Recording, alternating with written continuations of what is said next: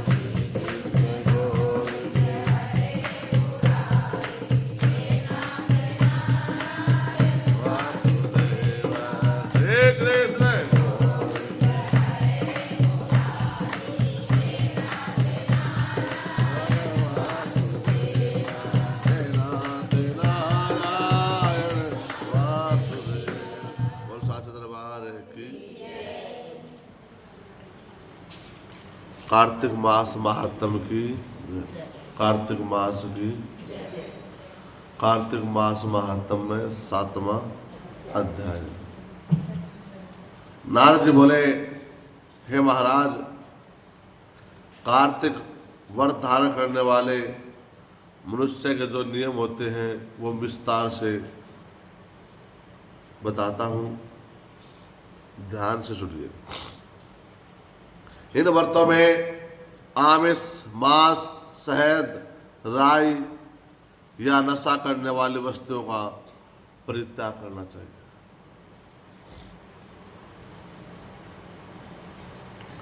पराया अन्न, परद्रोह, विदेश गमन, बिना तीर्थ के अन्य स्थान पर छोड़ देना, देवता, देव, ब्राह्मण, गुरु, गौ, वर्ती स्त्री और राजा या अपने बुजुर्गों की निंदा करना, चुगली करना, उनका अपमान करना।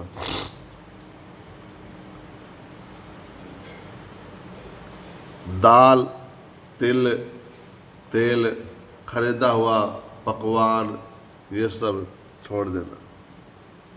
तो व्रत जो कार्तिक मास में व्रत करता है ना, उसको अपने घर में बनाना चाहिए। अब बाहर किससे शुद्धता से बनाते हैं, नहीं बनाते हैं, इसलिए बाहर का अन्न परित्याग करना चाहिए। और कार्तिक मास में तो बताया है ओनली अपना ही खाना चाहिए, बाहर किसी का भी आस पड़ोस में भी नहीं खाना चाहिए, इसने बताया। क्योंकि जिस भोजन को शब्दों से दूषित किया हो अच्छा नहीं है। कई बार आप किसी दुकान के सामने से निकलते हो ना, तो ऐसे कर लेते हैं, वो भोजन भी दूषित होता है। जीवधारी का मांस, चूना, जंभीरा का फल, मसूर, बासी अन्न नहीं खाना चाहिए। बकरी, भैंस, गाय के दूध के सिवाय ने दूध ब्राह्मण से खरीदा हुआ या पृथ्वी रस से पैदा हुआ भी छोड़ देना चाहिए। जैसे नमक है, ये भी छोड़ देना चाहिए। इसमें सीधा नमक खाना चाहिए व्रत में भी। तांबे के पात्र में रखा पंचगव्य पोखर और अपने आप पकाया हुआ अन्न मांस के तुल्य बताया गया है।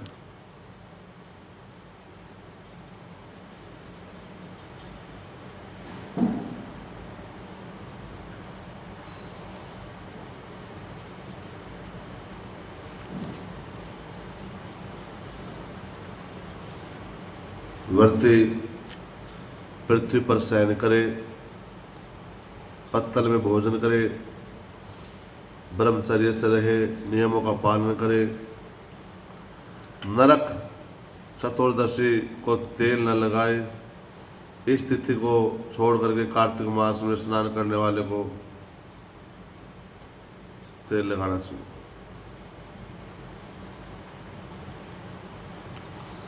नरक चतुर्दशी को तेल लगाना अच्छा बताया है,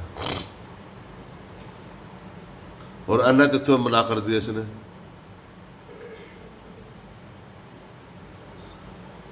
घिया, बैंगन, कोमड़ा, कटेरी, तरबूज, कैथ, वर्ते को ये फल भी नहीं खाने चाहिए।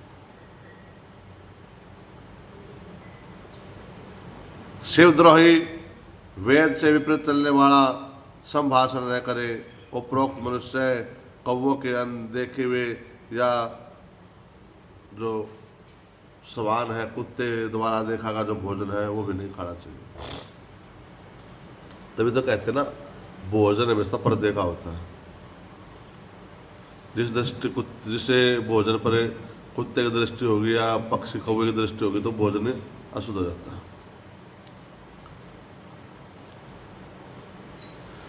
भगवान विष्णु को प्रसन्न करने के लिए सामर्थ्य भर चंद्रायण व्रत करें। कर्म से काशी फल, कटेरी, नई मूली, नारियल, तरबूज, आंवला, घिया, परवल, बेर, लौकी, बैंगन, तुलसी के इसके साग को प्रतिपदा तिथि में त्याग देना चाहिए।